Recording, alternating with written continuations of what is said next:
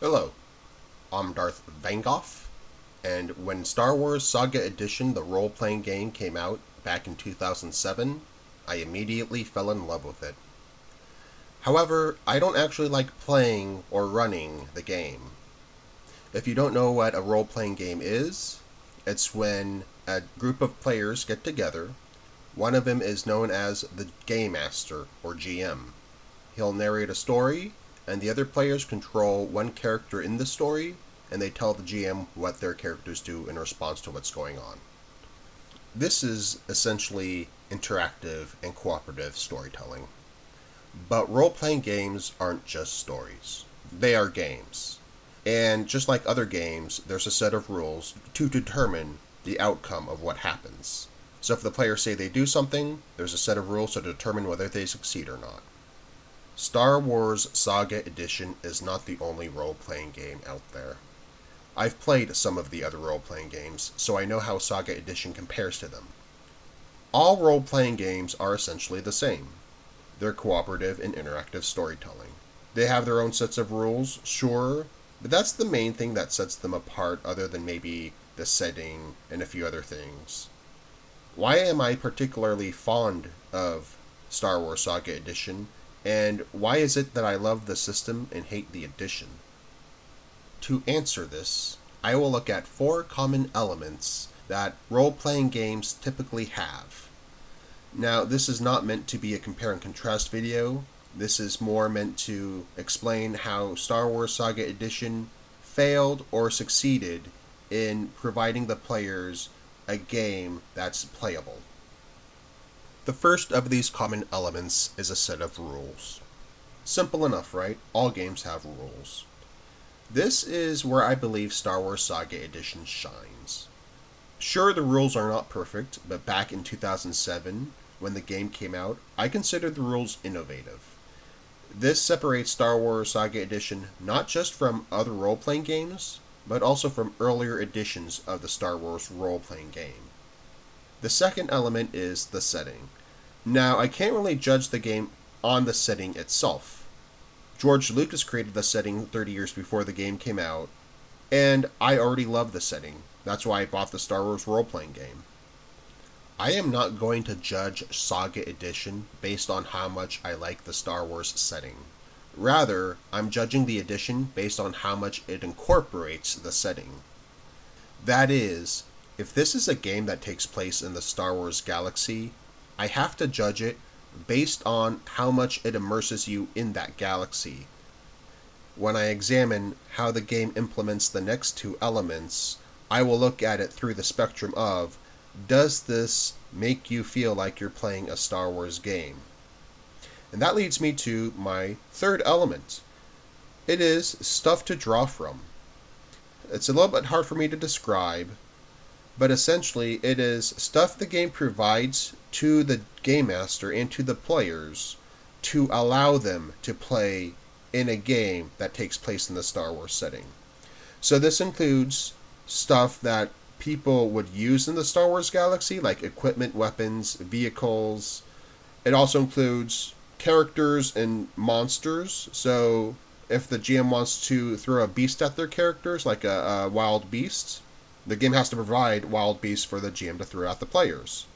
There's a variety of species that players can play as in the Star Wars galaxy. The game has to provide those species. The game also has to provide options for the players.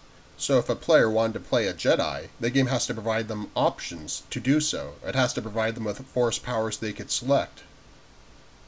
A fourth element common to role-playing games is a set of reference materials. Role-playing games usually come out with a core rulebook that teaches you how to play the game, and then they come out with more books expanding on how to play the game. They can also have web enhancements and other online resources. And Star Wars Saga Edition is no different. Except with Saga Edition's case, I believe the reference materials are part of what holds the game back and makes the game less fun to play, as I will explain later on. The 3 main things that I like about Star Wars Saga Edition, the system, is that it's flexible, it has streamlined turn resolution, and it has cinematic action combat. Now, it achieves all these three things by being a hybrid of two other systems: D20 Modern, a role-playing game that came out a few years earlier, and Dungeons & Dragons 4th Edition, which came out a year after Saga Edition. The funny thing is that neither D20 Modern nor D&D 4th Edition by themselves have all the strengths to the mechanics that Star Wars Saga Edition has. Saga Edition took the best from both systems and combined them into one role-playing game. Even though Dungeons & Dragons 4th Edition didn't come out until a year afterwards, that game and Saga Edition were made by the same company, Wizards of the Coast, and they had already started on 4th Edition by the time Saga Edition came out, and that's how they were able to incorporate mechanics from 4th Edition into Star Wars. Drawing from D20 Modern has helped make Star Wars Saga Edition a more flexible system. In Star Wars, you start at level 1, an unexperienced character, and as you fight more stormtroopers and Sith Lords, you gain experience and level up. As you level up, you gain a set of abilities that you can choose from. In other role-playing games, as you level up, you gain specific abilities at specific levels depending on what class you are. In Star Wars Saga Edition, no matter which of the 5 base classes you are, you get to choose your abilities that are class specific. As you level up in Scout, you gain bonus feats related to Scout and talents related to that class as well. Same for the other classes: Noble, Jedi, Soldier, Scoundrel. You get to customize your character the way you want to. That way, you can give your character abilities and skills that allow them to do what you envision them doing in a story, and your character can match your character concept. Star Wars Saga Edition has a cinematic action combat system that allows for what goes on in the game to resemble what goes on a movie screen. The game was designed to be that way from the ground up. There's an underlying philosophy that is shown through a series of articles that no longer exist. But way back in 2007, Wizards of the Coast released a series of articles called Star Wars Saga Edition: A Preview. You can still find links to these on Wikipedia. That is Wikipedia. And at the bottom of the page for Star Wars Saga Edition, there are links to these articles, but they don't go anywhere because these articles don't exist. Back in 2007, I did read these articles. And there are currently articles called Jedi Counseling 100 through Jedi Counseling 104, and these Jedi Counseling articles do capture some of the philosophies. And these still do exist. Though they don't exist on the Wizards website, you do have to do a Google search for them. Basically, the underlying philosophy of the game is that any character should be able to attempt anything and have a small chance of succeeding. That is why there's a lot of skills that can be used untrained in this game. You can use these skills without any training. There are also action points. You get a set pool of points you can use to boost your effort at a task to increase your chance of success. This system encourages you to take risks, and it gives you a reasonable chance for getting the reward. So for example, take a noble. Nobles are characters that focus on academic and social skills, and they focus more on group support and leadership than actually doing something themselves, like a stereotypical noble. However, nobles can climb, jump, and swim just like everyone else. Now, if a noble's not trained in climb, jump, or swim, that means it's harder for them to perform these action-oriented skills. But as a noble levels up, just like any other class, they can add half their level to all skill rolls, a mechanic that Saga Edition adopted from Dungeons & Dragons 4th Edition. And sure, this is still not a whole lot unless you get to really high levels, and it's still better to be trained in these things when you're doing them, but at least they have an increased chance of success as they level up. And even when performing the basic tasks, climbing over simple obstacles, say, they still have a reasonable chance of success. They can still spend a force point to boost their chance of success.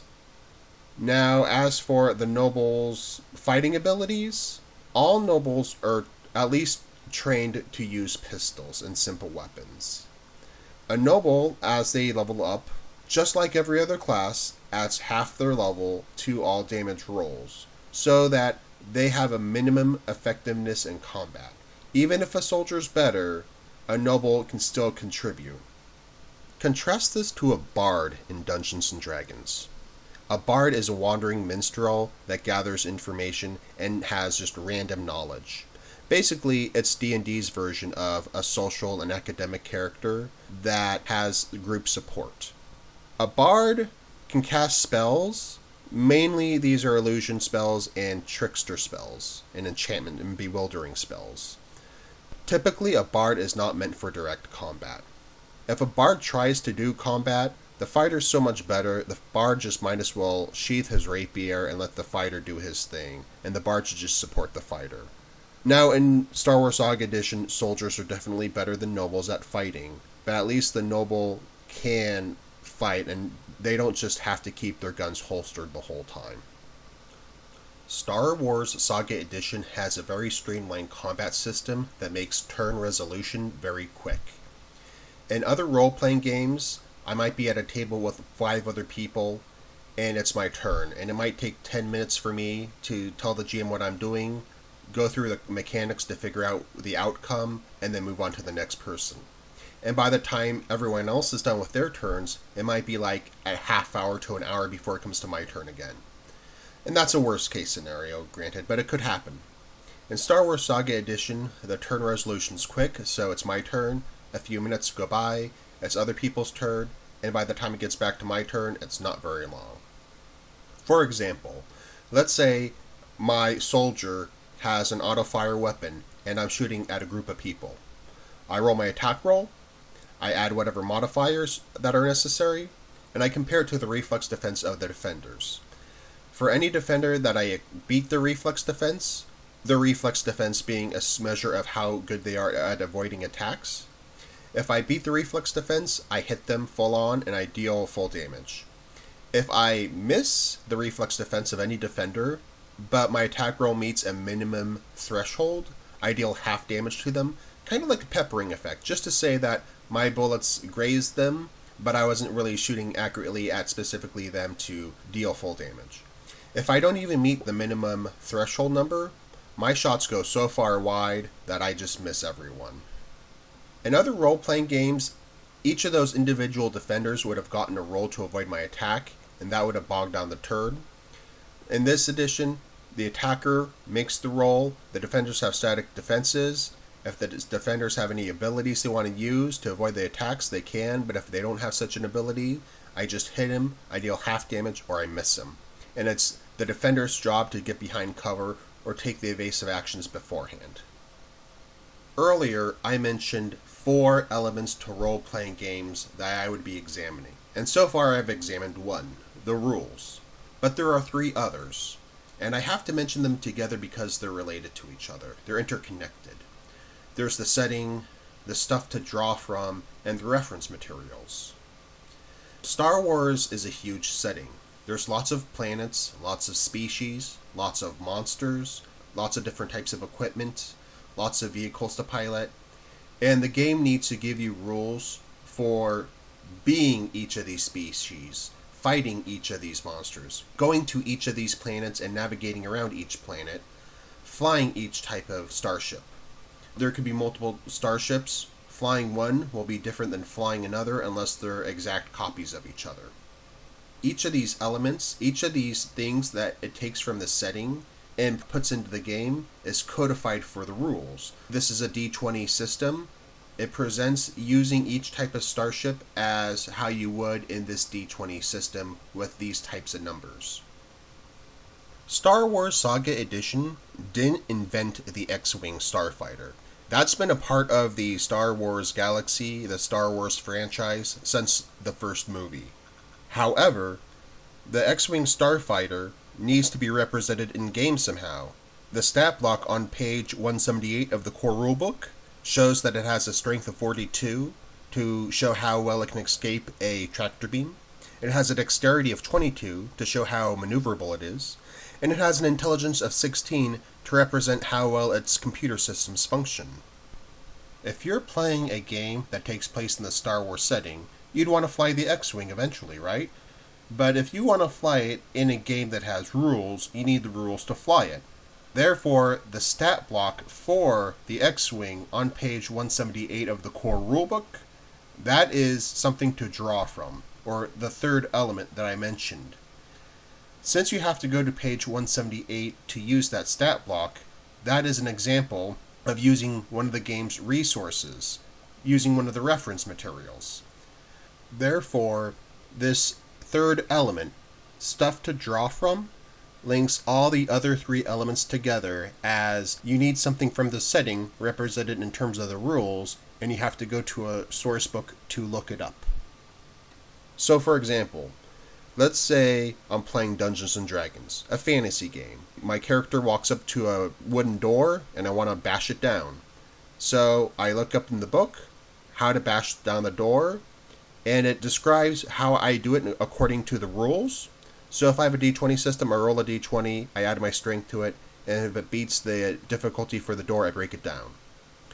Or if I have a dice pool system, I roll an amount of dice equal to my strength, and for every result on each individual die that counts as a success, I add all those successes up, and I need a certain amount of successes to break down the door.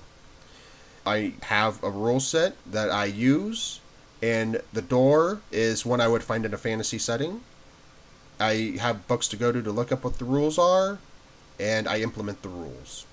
In Star Wars, I wouldn't be likely to find a wooden door. I'd probably find a blast door. I probably wouldn't want to kick it down. I have blasters. I probably want to blast it down.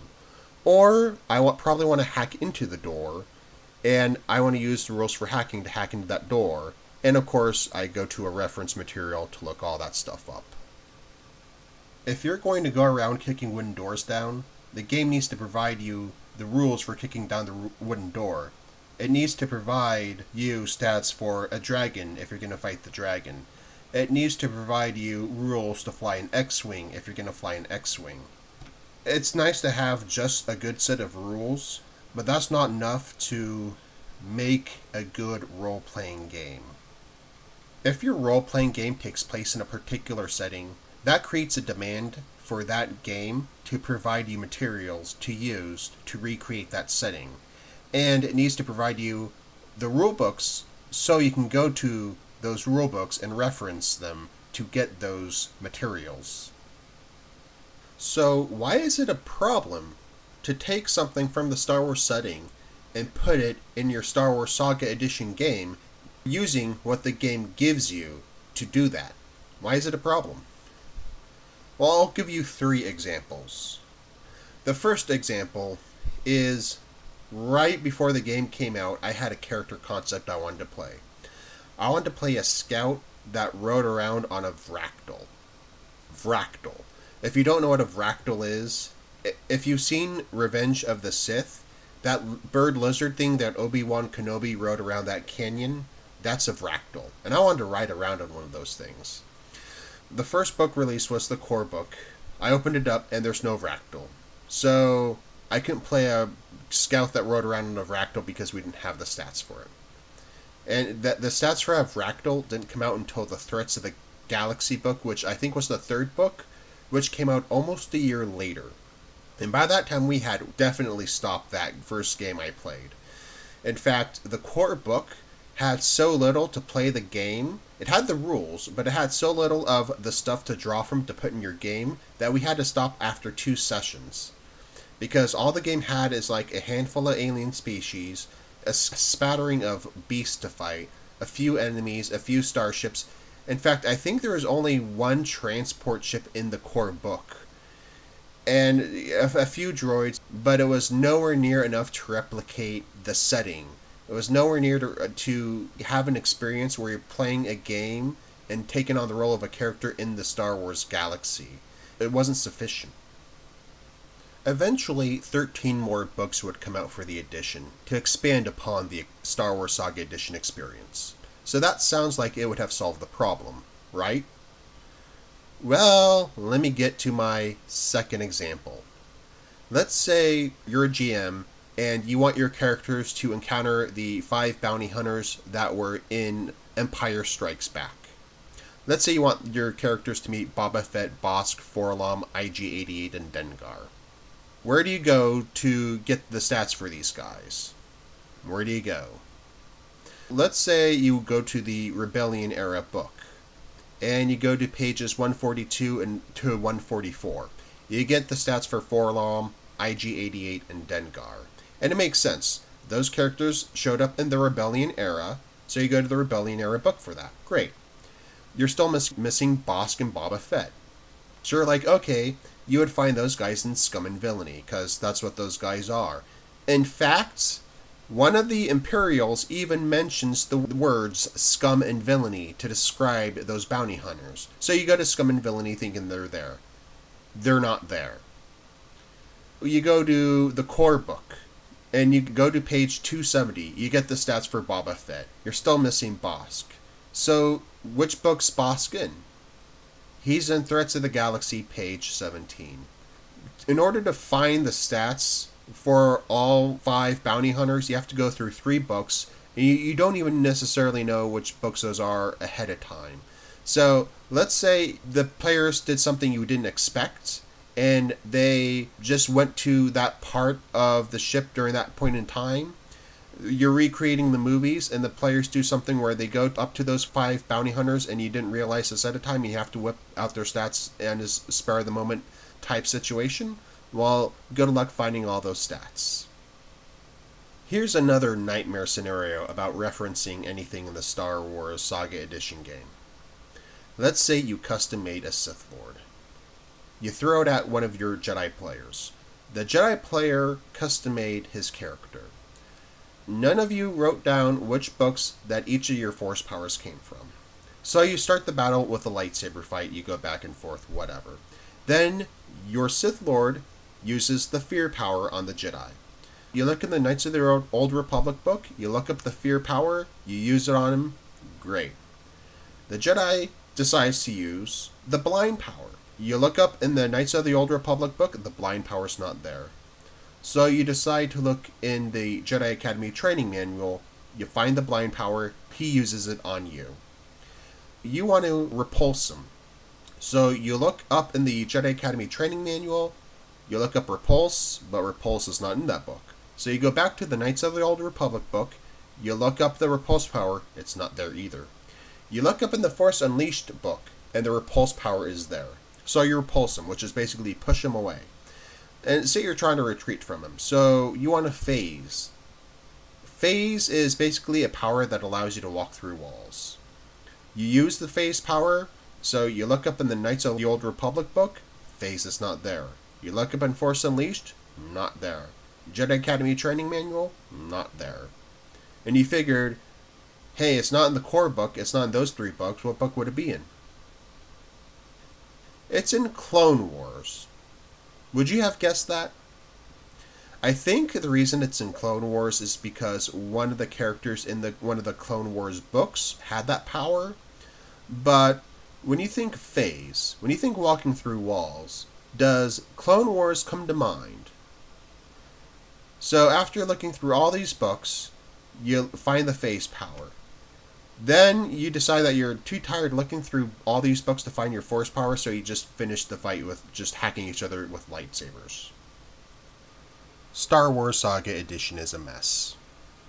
There are a lot of things to draw from to put in your game, whether it be species, beasts, weapons, gear, starships, or feats, talents, and abilities to give your character. There's a lot of things to draw from to make the game feel like Star Wars, but it's spread throughout all 14 books. There's a vague semblance to how things are organized. There's a slight method to the madness, but it's just all too hard to find. The edition is not one that's reference friendly. I love Star Wars Saga Edition, the system, because of how it plays. I hate Star Wars Saga Edition, the edition, because of what it gives you to play. I did not go into too much detail in this video. I do plan on making future videos where I would go into more detail for each topic, but this is just an overview video. Hopefully I will come out with more videos, I'm not sure about that. If I do, I do. If I don't, I don't. But hopefully you enjoyed this video, and I am Darth Vangoff, and I'll see you later.